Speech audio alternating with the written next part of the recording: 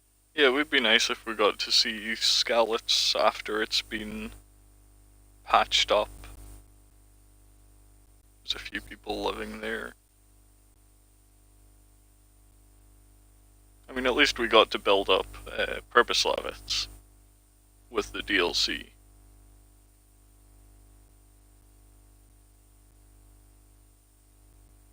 Maybe that's something they've got planned for future DLC, actually. They might have something centered around Skalitz. My lords, Christ's blessings on you all. And on you, Lord Capon. And this is my son, Henry. I didn't know you had a son, Sir Redzig. It came as a bit of a surprise to young Henry, too. This gentleman here is John II of Liechtenstein, a member of my council. I'm honored, gentlemen. Come join us. Margrave Jobst was just about to tell us the reason for his visit. Your Grace? I'm sure we're all agreed, Your Graces, that all this unrest must come to an end. This kingdom needs a king. Question is, which king? My cousin, Wenceslas IV, who is being held in captivity. I have to confess, my lord, that your answer surprises me a little. If I'm correctly informed, until recently you sided with your other cousin, Sigismund. That I cannot deny, and I have always stated my position plainly. But times have changed. How have they changed, Your Grace? Sir, there is one thing on which we undoubtedly concur, that King Wenceslas, unfortunately, did not inherit his father's gift for governing. Sadly, his failures have cost Bohemia, the nobles, and our whole Luxembourg family a great deal of money and effort. How did the king let it go so far, damn it? It's in his temperament. He cares only for wine, women, and the hunt. A king, in fact, who never wanted to be king. Then why didn't he just let his brother have the crown? Young sir, the crown weighs heavy when there are duties to be performed, but to surrender it means giving up great privileges too. But he did surrender power to his brother. When things started getting out of hand, Wenceslas appealed to Sigismund for help in restoring order. What, you're saying Wenceslas invited him here? This is starting to make my head spin. Actually, it makes sense when you think about it. Sigismund wanted to re-establish the power of the whole House of Luxembourg. He thought if he helped Wenceslas win the imperial crown, in return his brother would help him become the king of the Romans, and leave the actual reign of Bohemia and the empire to him. Sigismund would govern, while Wenceslas could carry on doing what he was best at, enjoying the life of the imperial court. Why wasn't Wenceslas crowned Holy Roman Emperor long ago? He was already elected king of the Romans. All he had to do was go and let the Pope put the damn imperial crown on his head. Who knows? Maybe he'd prefer hunting and consorting with bathhouse wenches to spending time with the Pope. Well, so would I must admit. Sigismund's plan seemed sound enough, but it didn't quite work out, did it? It worked for a while. He and his brother reached an agreement. Sigismund took over administration of the kingdom and began planning Wenceslas's journey to Rome for the imperial coronation. But then Wenceslas realized he would just be a puppet with a crown. I must say, Margrave Jobst, Wenceslas and Prokop behave rather like naughty children in need of a good clout about the ears. Sigismund would agree. He was already planning his rule of Bohemia, and all of a sudden, the rug was pulled from under him. I'd say he lost his patience and decided he'd drag Wenceslas to the coronation kicking and screaming if he had to. Just like a naughty child, as you say. So he abducted him and your brother Prokop too, if I heard correctly. Correct. And you helped him do it, if I heard correctly. Yes, Your Graces, it's true. I was there when Sigismund abducted Prokop. I thought everything could somehow be settled, that we could make my brother see sense. But Sigismund just wanted to put an end to the dispute once and for all, whatever the cost. There was nothing I could do to stop him. And that's one of the reasons why I'm here. The worst of it is that it was all for nothing. Instead of putting a stop to the revolt, it escalated it, and the result is this chaos we have today. That's true enough, sir. But I must admit now, I'm not sure what your position is. The king is incompetent, but we must protect him? The simple truth, gentlemen, is that for all of Wenceslas's faults, we have no one else. So we'll have to make do with his idleness. People like him, though. But what can we do now? Sigismund has the League of Lords behind him. Otto von Bergholf, Heinrich von Rosenberg. The situation has gotten completely out of control. Now even the nobles of the League of Lords are realizing that Sigismund wasn't the right choice. So now Bergholf is on your side. Are we to assemble an army together with him and face Sigismund on the field of battle? We're not in Hungary now. Such affairs may be settled elegantly, without unnecessary hostilities or expenses. I have negotiated an alliance with the Hungarian bishops, the Polish, and of course the Czech nobility, against Sigismund. Every day he is losing the ground under his feet, and that's why I need your help too. What kind of help, though? Sigismund has a massive army, and Rosenberg, Berghof, and Prague are behind him. Do you have an army you could face him with? But that's not what I mean at all. There's been a revolt against Sigismund in Hungary, partly due to my efforts, and now he'll have to choose whether he wants to gain the Bohemian crown, which is a very risky enterprise, or hold on to the Hungarian one.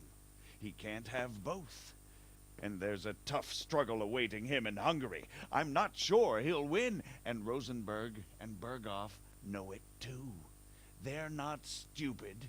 If the Bohemian nobility stands together, they will turn. We are men of little consequence, Margrave. Radzig here lost everything because of his alliance with Wenceslas. Sir Divish came within a hair of the same fate. Even Rattay is defenseless against Sigismund and the League of Lords. What's more, your grace, King Wenceslas languishes in captivity in Vienna. He can't rule too well from there. And what do you propose?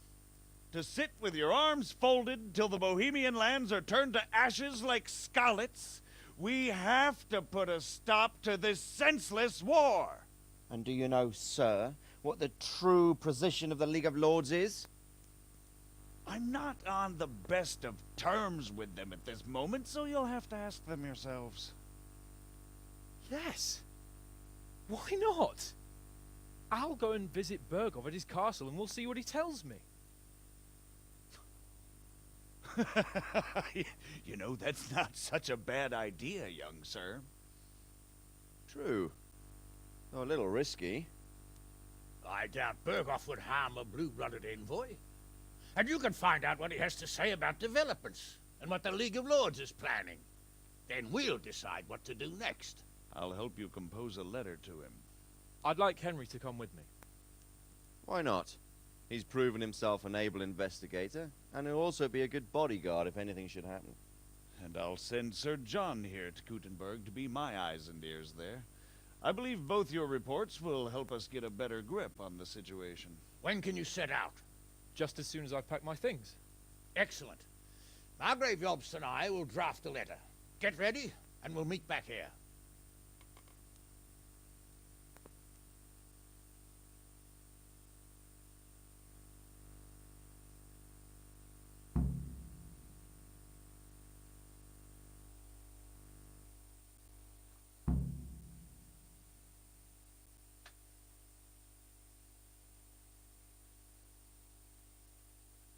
Alright, that's more I'm gonna have to watch back to myself afterwards.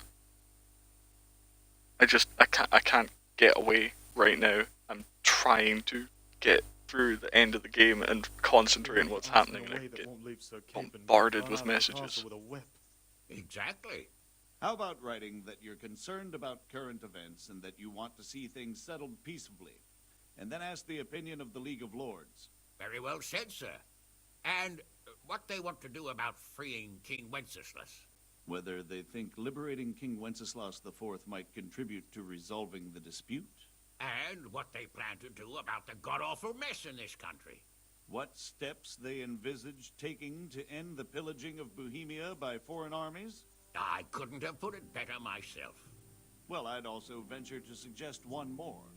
What is their stance on that is, the initiatives of Margrave Jobst of Moravia and a large part of the Bohemian nobility? Whether they plan to take action against them or support their efforts?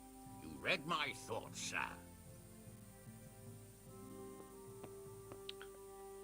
Well,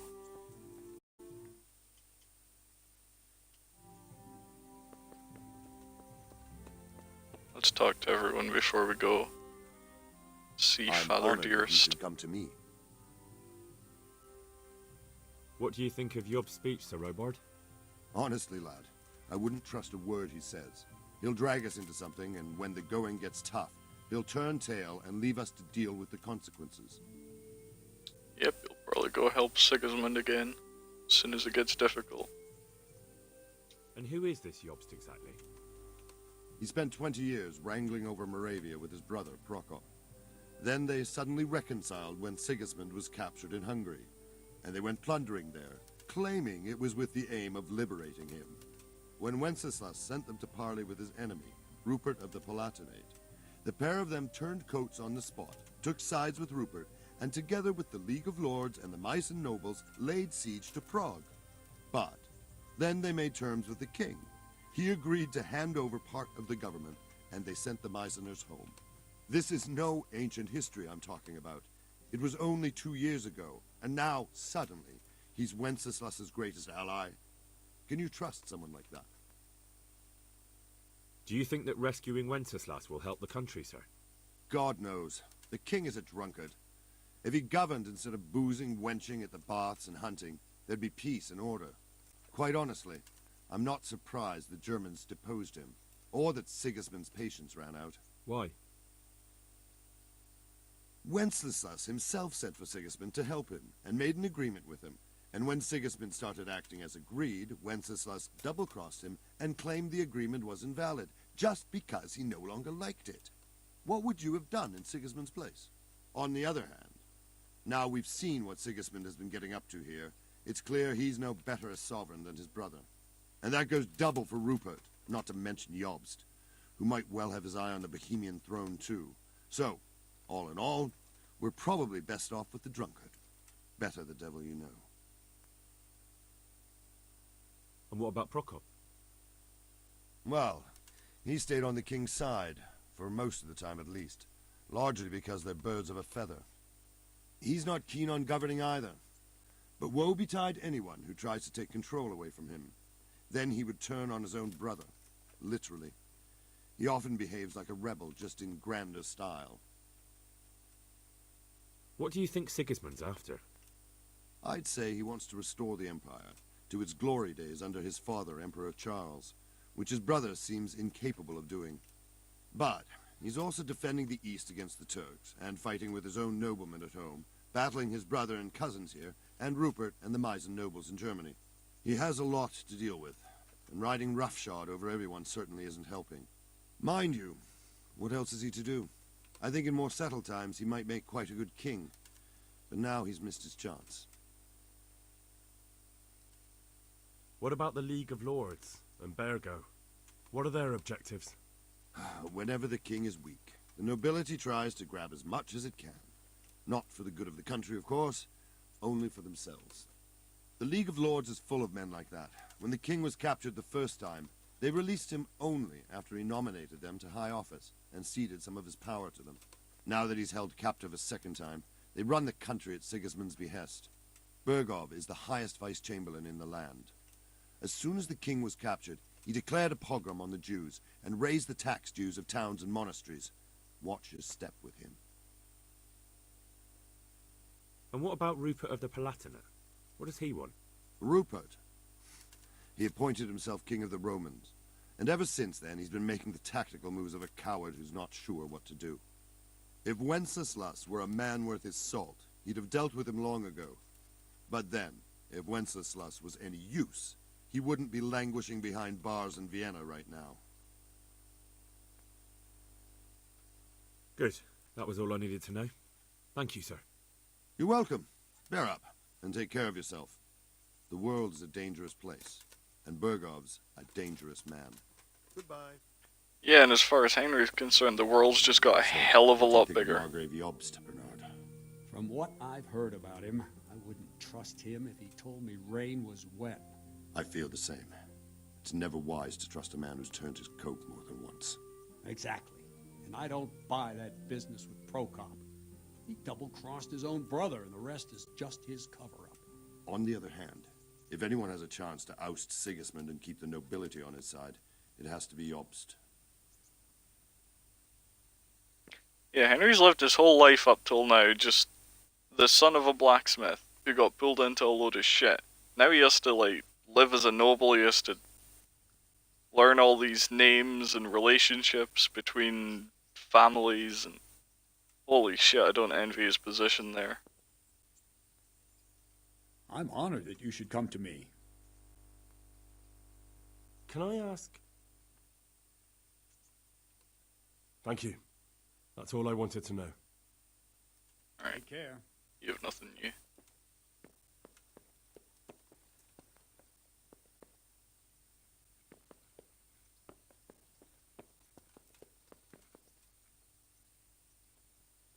God be with you, lad. What can I do for you? Goodbye. He doesn't have to. Well, I mean, he kind of does now that he's been, like... Now that Radzig's acknowledged him, he'll be considered nobility. He is of noble blood. He's gonna have to be, one way or the other, he's gonna be involved in all of this. You know, he can try and avoid it if he likes, but he's gonna get dragged into it sooner or later. God be with you. Good luck to you. Greetings. What do you need? See you later. I love how Robard was the only one. Oh. I think I don't know what to think. That makes two of us. If I didn't know anything about Jobst, I'd say he's right and absolutely truthful. But I've heard too much about him already. Likewise. But I do feel he's the one with the best chance to put things right. Well, we'll see what we learn from Bergov. If the League of Lords stands with Sigismund, then our chances pale, in spite of everything Jobst said. We shall see. We shall see.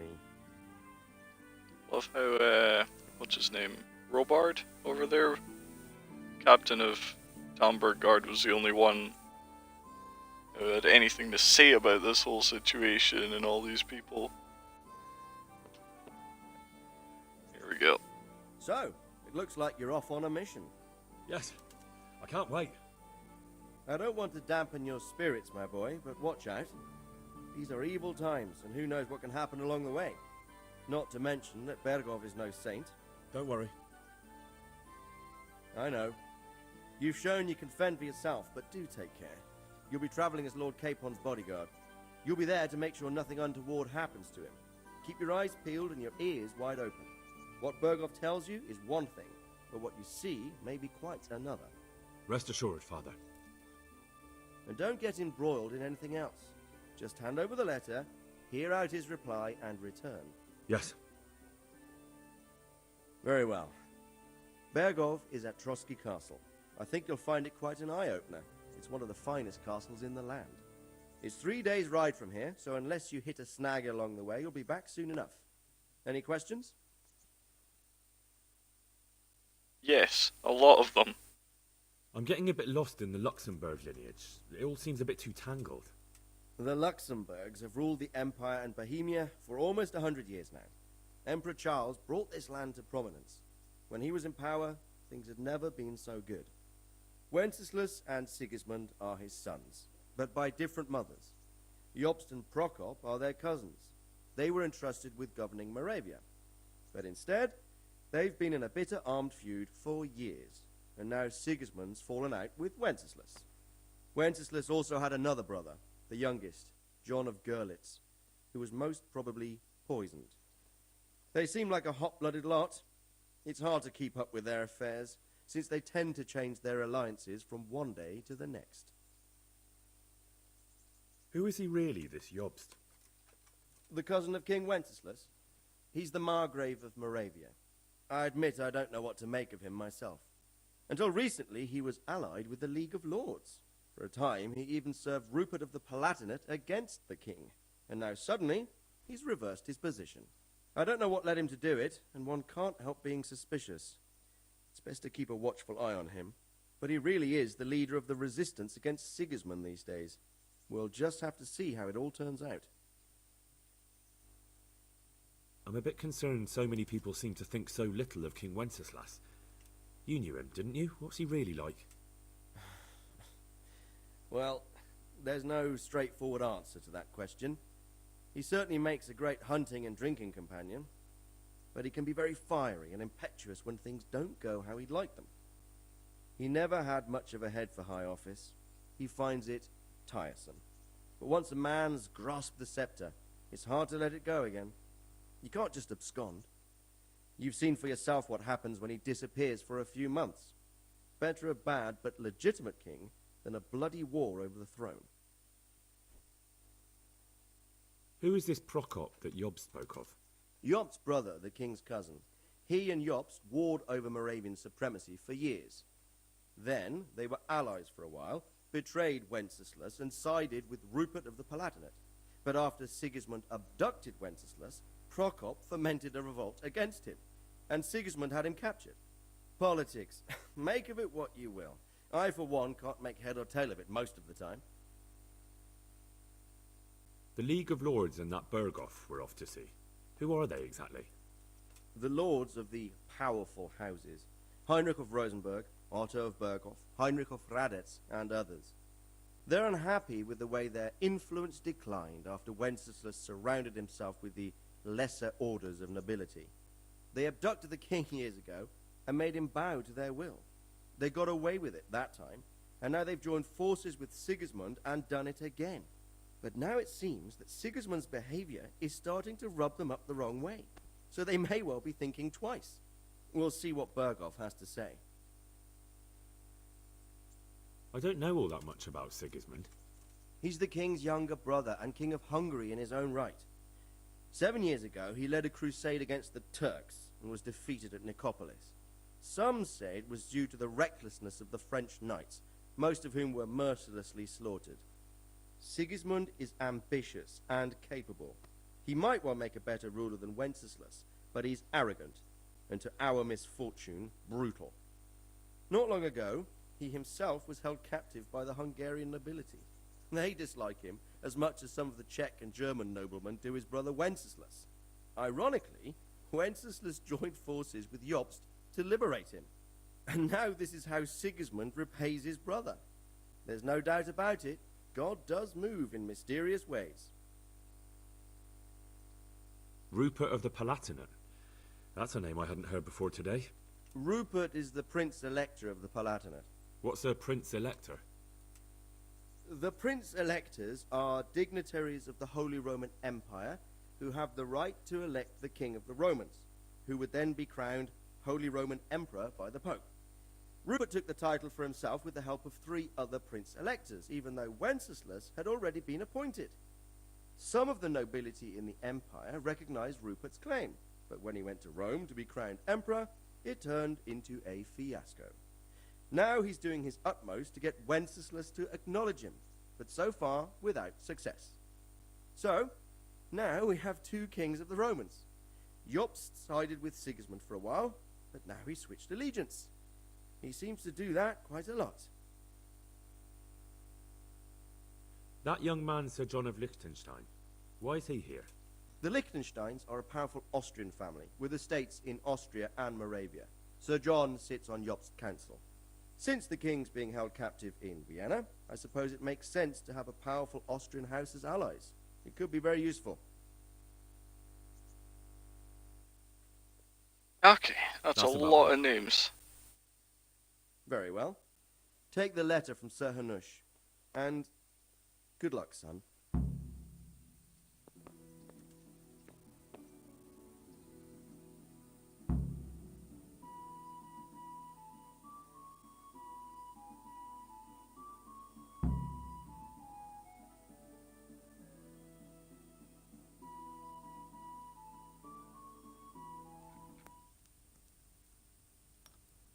I believe we have written it well, gentlemen.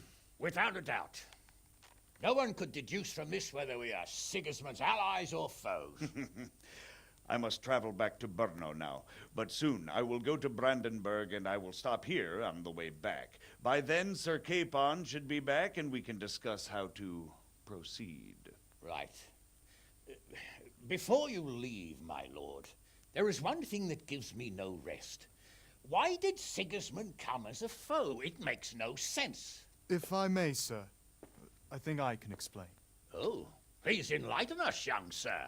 I live not far from Hungary, where Sigismund reigns. It is a savage country, and the constant war with the Turks has hardened the people. They need a monarch with an iron hand. So when Sigismund felt the wind of revolt, he reacted as he would at home.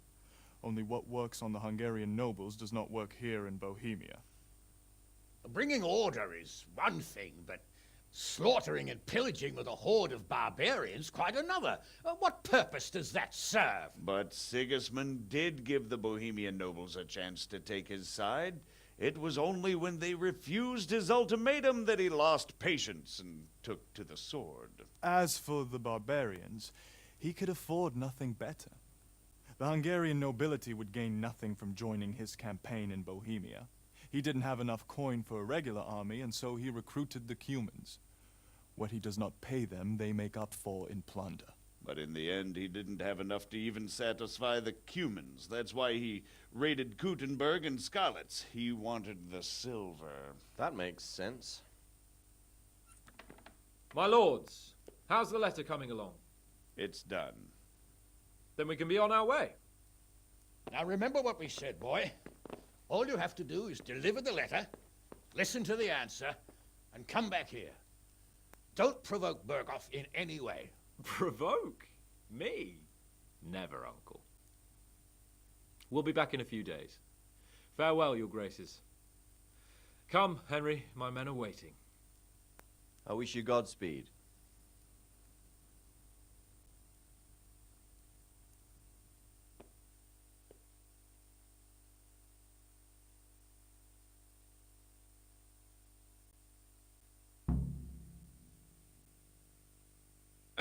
If you want to post a roadmap for Kingdom Come, go for it. I don't believe I have links auto-modded, so it should be okay to post.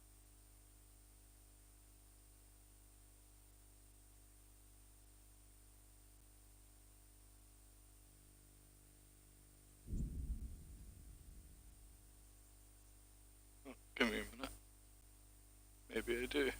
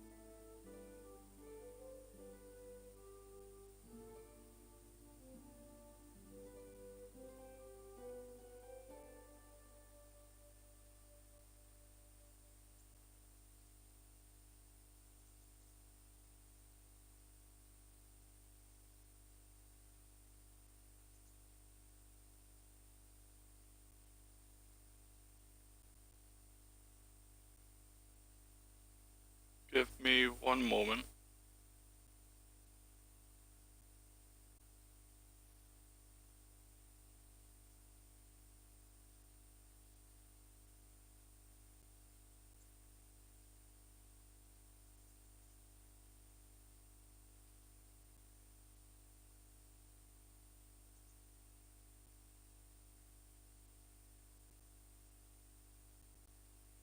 Can't I?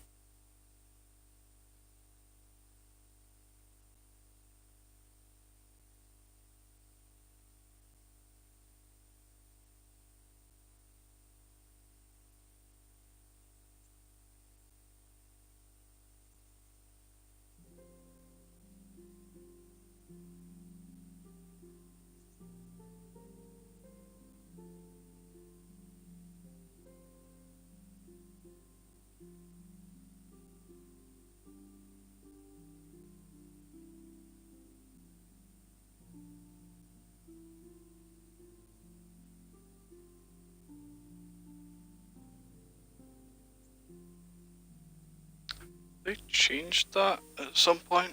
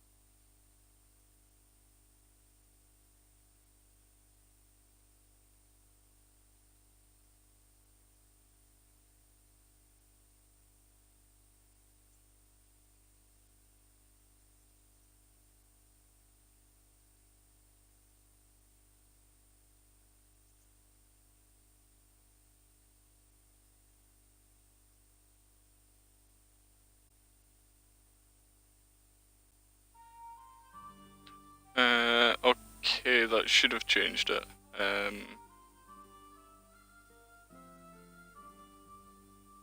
Yeah, you should be able to post a link now.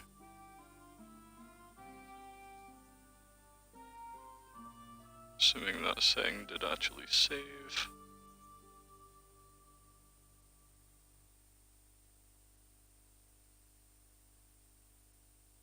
Why link deleted? It is set to allow them.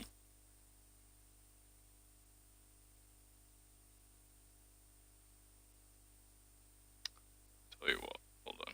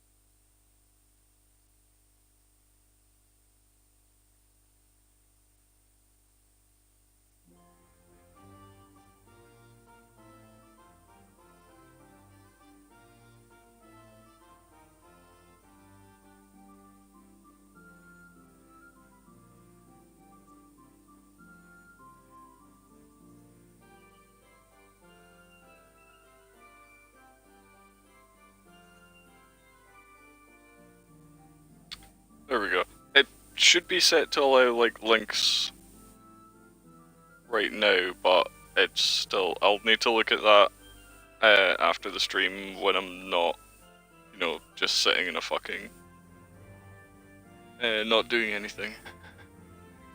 But yeah, there's an image of the roadmap.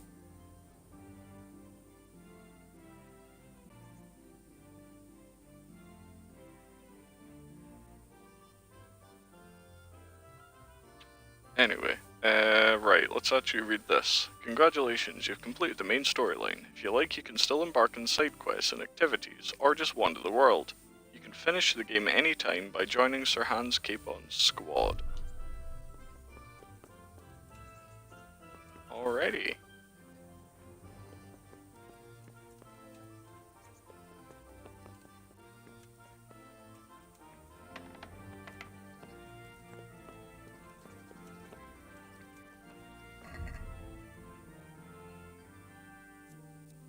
Speak with him.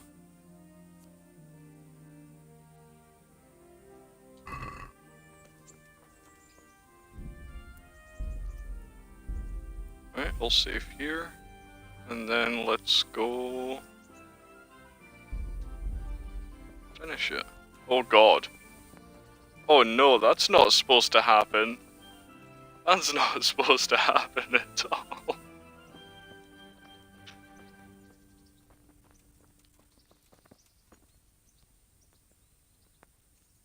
So, can we set off now, Henry? Of course. I can't wait.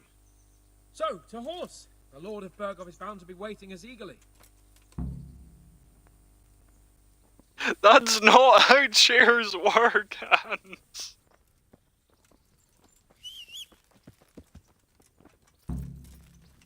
Oh, please tell me yes. Oh no. Oh no.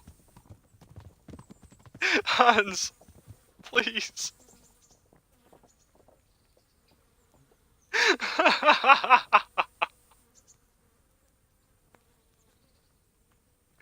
Okay, I'll follow these. Oh my god, hello. You still got your chair. What the hell?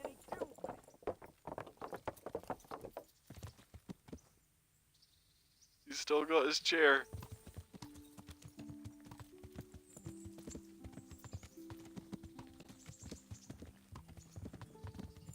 I'm just gonna follow these guys. Oh. He just disappeared from back there.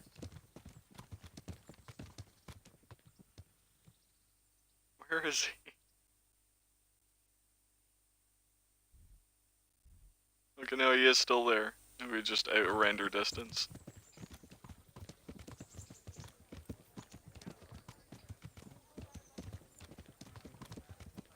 It's fine, that was totally supposed to happen.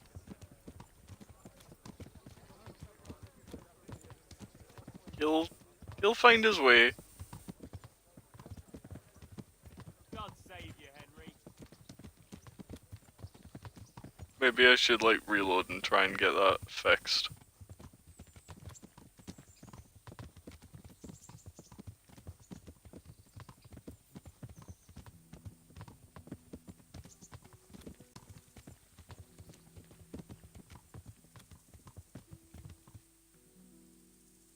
Oh. What's happening? Everything stopped.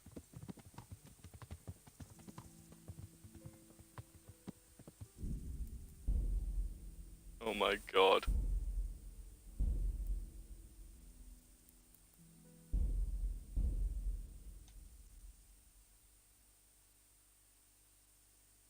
Let's go back.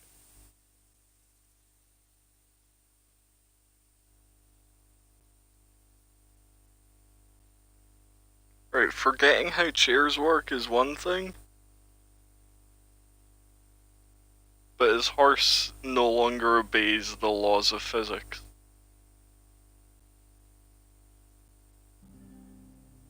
I know he's a bit of a rebellious soul, but his horse at least has his head screwed on, right?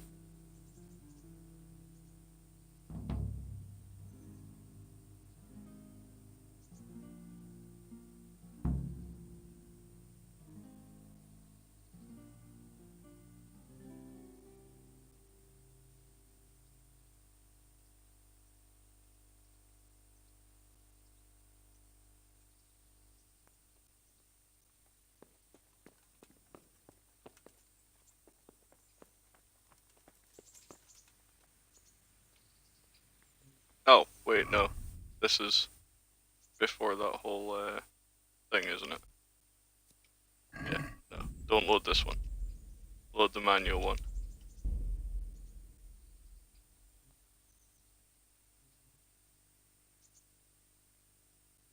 Well, at least we thought, yeah, apparently Hans is rubbed off in his horse a little. It doesn't follow the rules anymore.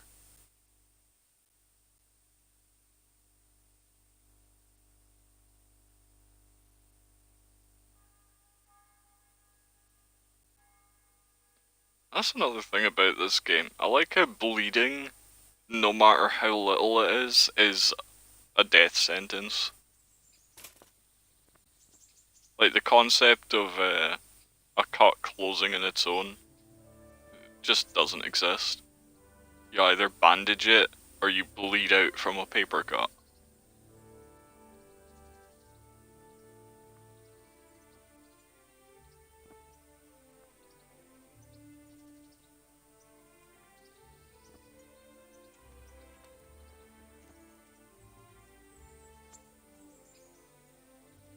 If you don't have bandages, you're dead. Exactly. Like, librarian's job is one of the most dangerous in this country, honestly. You know, you've got all that paper around, you know, all it takes is one slip. Where's your chair?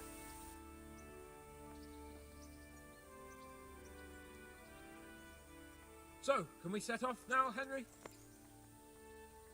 Of course. I can't wait. So, to horse! The Lord of Burgov is bound to be waiting us eagerly. There is no chair. He needs his chair. Alright. Come on, all you've got to do is ride like 4 feet forwards without ending in the well. Here we go. He's managing. Hey, he's got it.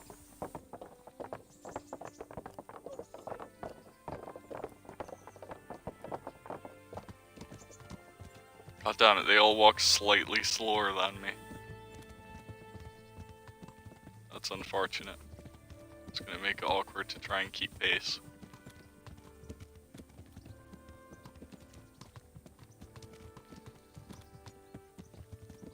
His arse is his own chair.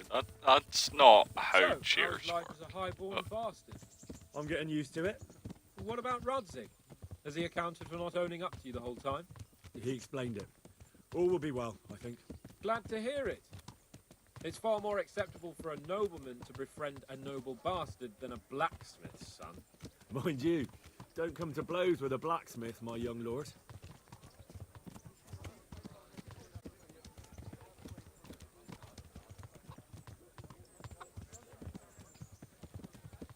What do you think about Sir Yobst and his plan? Well, I admit all the scheming has me a little lost. I thought Sigismund was the devil, Wenceslas a martyr, those on his side the heroes, and those against him the villains. I believed we'd rescue the king and all would be well again, but now it looks a lot more complicated. Exactly. I didn't expect the noble lords to be as noble as the angels, but I hadn't expected such a sewer. They behave like children. I can't fathom how after all this backstabbing they're somehow still on speaking terms. I don't know either. Beggar's belief. If you were on PC, it'd be difficult. Yeah, that'd be far worse. At least with the controller, Did I you can. know that King Wenceslas is such a Feckless drunkard? Not really. And to be honest, I'm not sure I wanted to know. I slept better, believing my fate was watched over by a wise and powerful monarch. So did I. What a dismal world when you can't keep trust in your own king. On the other hand, times were better with him here than with him gone. Isn't that the truth? At least with the controller, I can try and go like a little under full speed.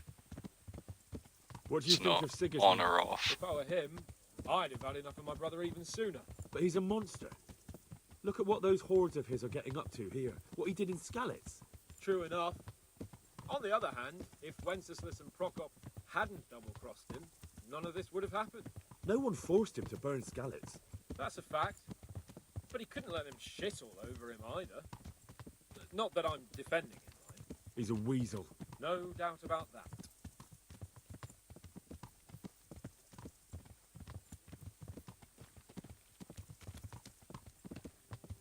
Do you know anything about Prokop? Sir Hanush could tell you a thing or two about him. Why?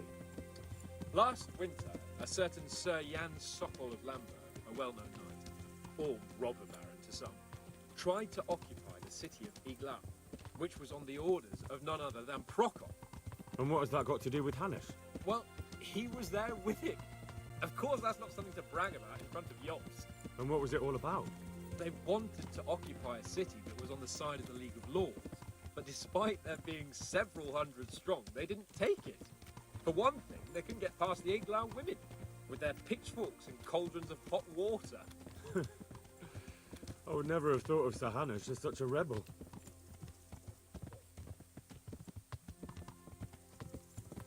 I'm scared to speak in between their little conversations. And have you heard anything about Rupert of the Palatinate? A little. He can't manage even to wrest power from a king who doesn't much care for ruling and isn't fighting back. That doesn't seem like a man who has what it takes to rule. And that's all I need to know. That's why. Every time I start to say something, I go into another line. And that Berghoff we're going to see, do you know anything about him? I haven't heard much good about him, but I have a feeling that some other nobles are quite in awe of him. And his castle is apparently quite impressive. I'll be interested to see for myself.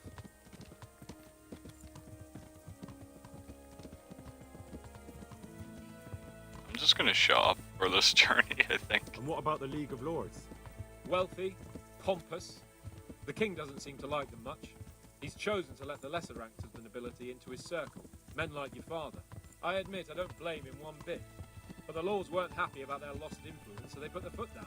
If I were Wenceslas, I'd have let them hang after they abducted me the first time. But he gave them seats at the provincial council? Little wonder they're back in their old tricks.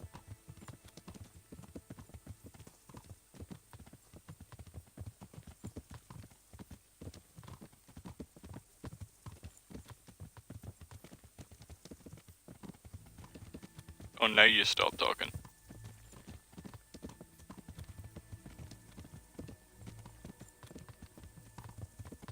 How far are we going?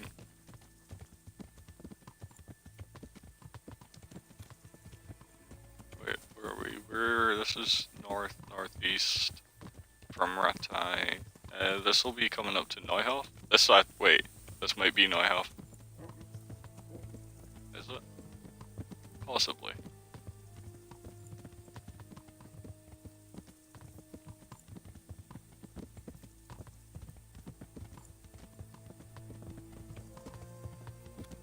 Are you sure they have, though? What do you mean?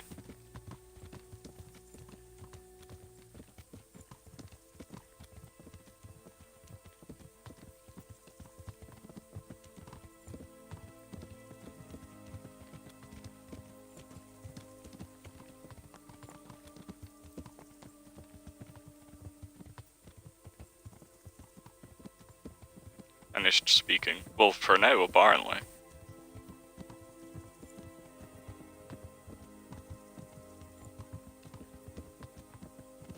I mean, unless they're miming to each other.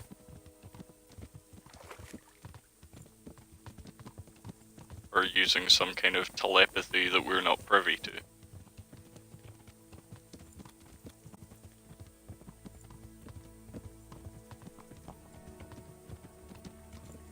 I was just getting annoyed at every time I started to say something. One of them would say something else.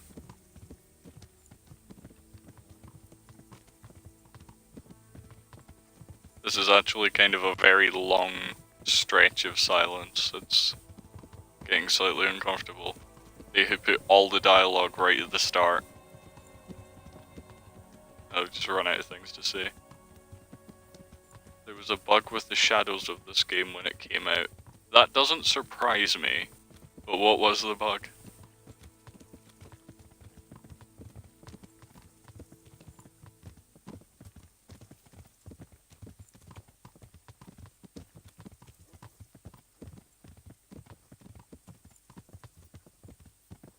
Henry didn't have a head.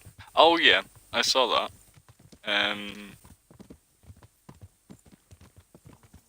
Yeah, and then Royally didn't have a neck either, just because of the way, like, to be able to look down like that, I guess didn't look right in the shadows, so they just cut off his neck entirely.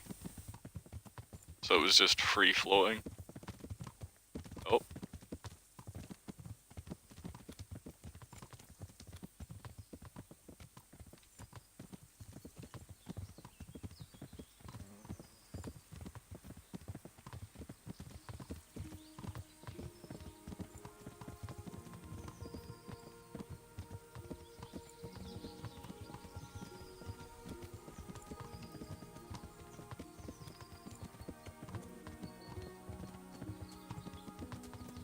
I'm still not a fan of all the yellow hands likes. I'm just not a fan of the color yellow. It's very bright and intrusive. Oh, here we go. Something's happening.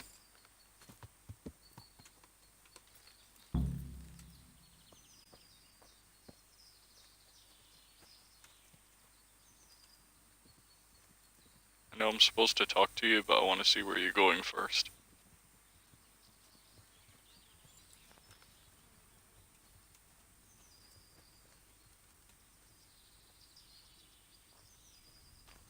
They're not going to be okay back there.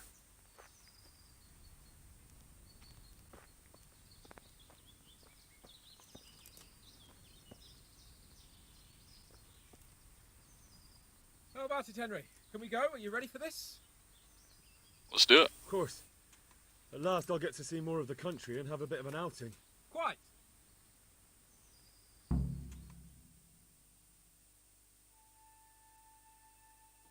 Another achievement.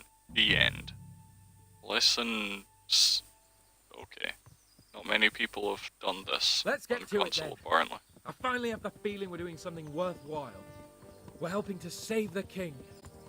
Instead of saving his drunken majesty, I'd rather find that whoreson who murdered my parents, get the sword back from him, and skewer him with it. Cheer up, Henry. I have a feeling you'll get your chance one day, and it won't be long in coming. Forward, men! Audentes fortuna juvat!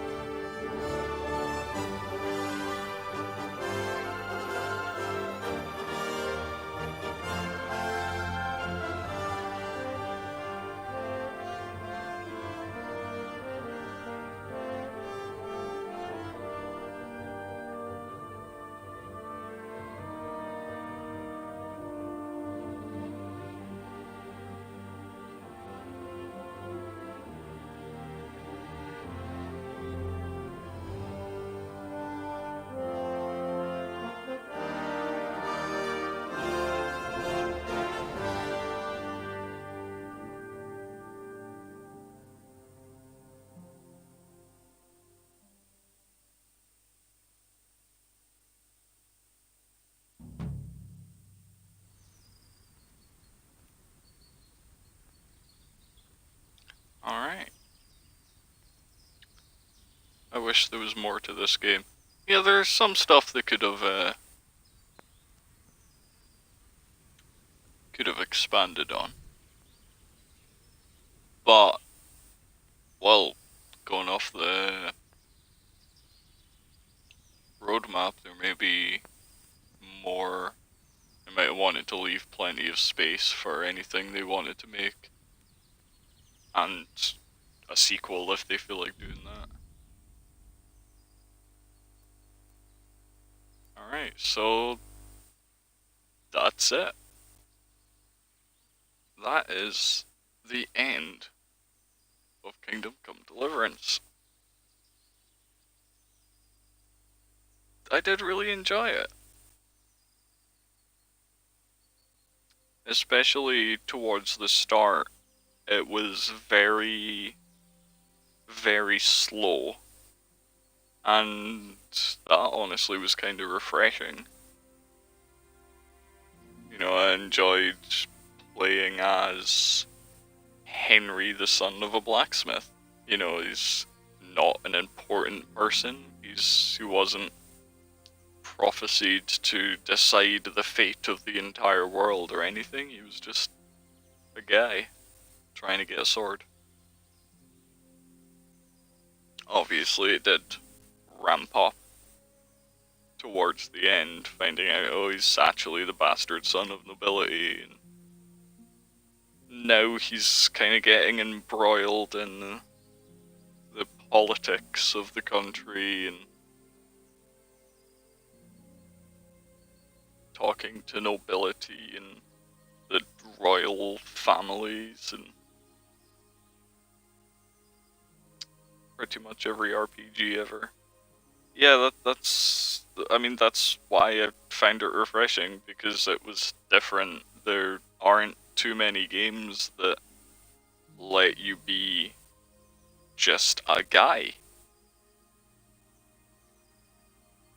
And I think, I've said this in one of my previous sessions of this, but I feel like for open world RPGs, this, like, the kind of thing where you're just a nobody, in a lot of ways fits better.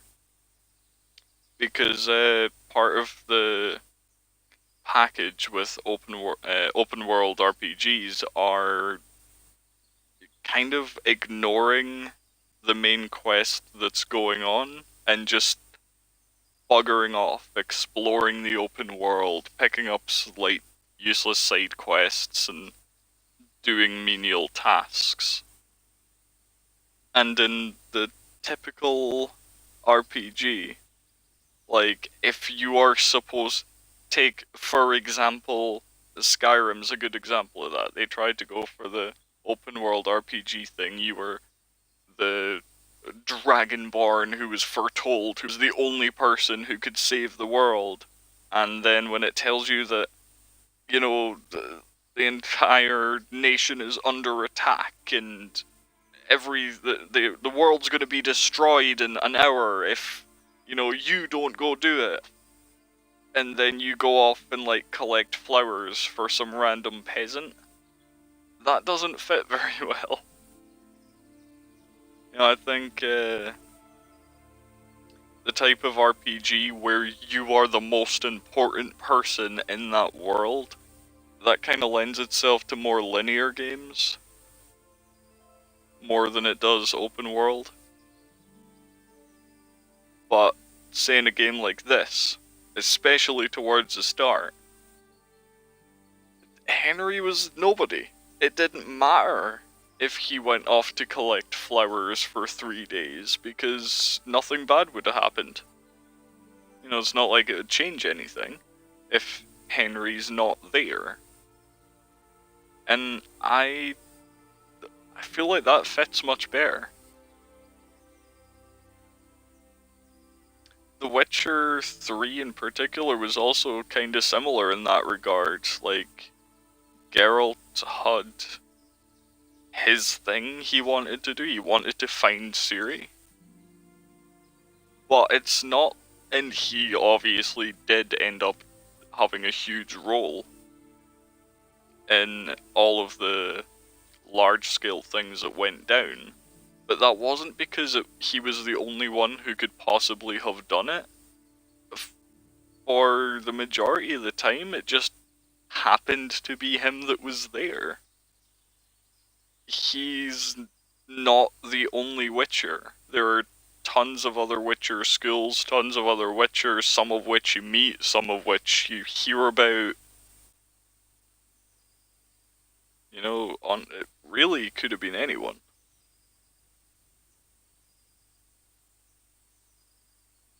Warhorse needs to make another game that works a lot better than this. Yeah. Yeah, I feel like they've got something here. Something that I feel they could refine and improve on and make something really interesting with. I mean, this game was very good, and I'm now looking forward to what they do with the DLCs in the future, especially if they have a couple of, you know, more lengthy, substantial ones than From the Ashes. Yeah, I'll be interested in seeing their next game if they make another one in a few years' time.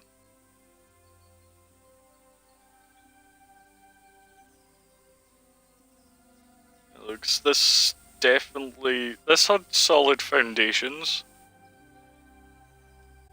There are certain elements of the story I feel they could have expanded on more. And there's definitely some refinement they could have done with the combat mechanics, in particular when there are multiple people around, like in that final battle. You know, having a dozen people in a very small area and the target switching around constantly and everyone getting in each other's way.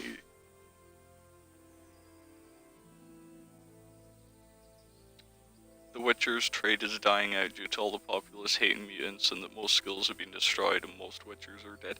Not really. I mean, they're definitely nowhere near as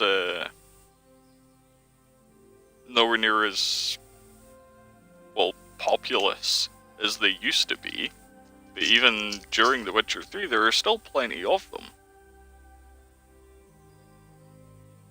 You know, Geralt personally meets like a half dozen during the game, and you hear about more, and that's only in, you know, that particular area. There's still plenty more of them in other parts of the world than that. There may not be as many as there were before, but they're still there. They're still necessary.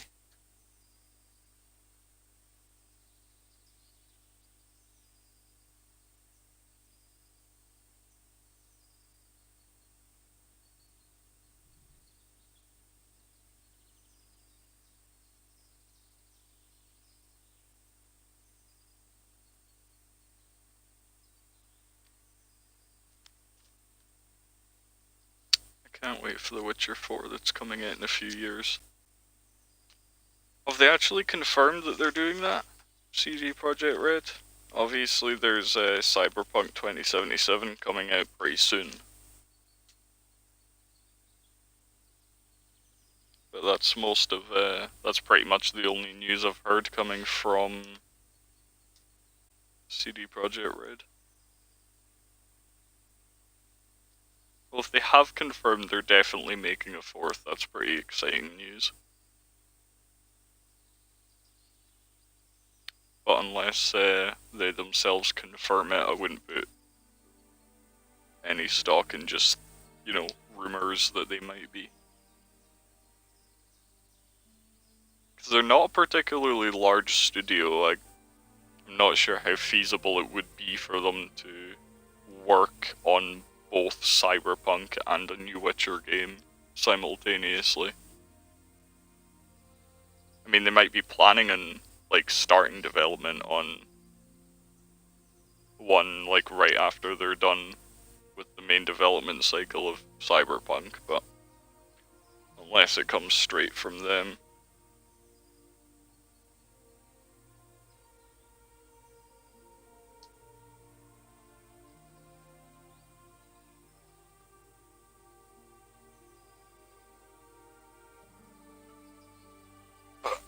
Anyway, I am going to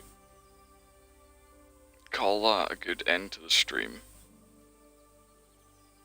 I'm not sure at the moment there's really anything left that I care to do in Kingdom Come. Obviously I could come back in, I could grind out the last few levels on like herbalism and hunting and fist fighting and everything, but I don't see much point in that. So I think for this, we're done until the next DLC comes out. I'll definitely hop back on and check that. You could play it in hardcore. I could, but I won't. I would just get frustrated and want to die.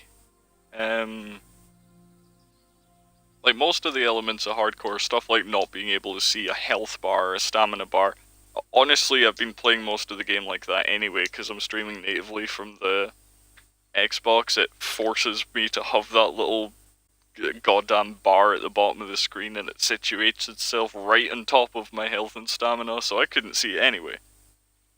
So that wouldn't make much of a difference, but not having any kind of quest markers or compass or anything in the map, I would just get frustrated. So I don't think I'm gonna bother with that. I think, like say, that's Kingdom Come, gonna put it down, wait for the DLC to come out, and jump back in as those are released. As far as other things go, I've still got another session or two just wrapping up the last few things I need to do in Nier Automata. I'm gonna have to think of what to replace Kingdom Come with now. I thought maybe I'd be able to get a few more sessions out of this game. There's Hand of Fate 2, just had its content update. I'll definitely be checking that out. And Endless Mode will give me some replayability with that. Enter the Gungeon, I think, just had a content update as well. Can jump in that, check out what's new there. And of course I still have Vermintide 2, that lately I stream at least a couple hours of every night just when I'm chilling. Speaking of which, I will probably be back pretty shortly for that. It's a bit later than I normally start streaming it, but I'm gonna go off, get myself something to eat, and then I'll be back in like 30-45 minutes likely with some Vermintide 2. So stick around if you're interested in seeing some of that. And for now, I will catch you next time.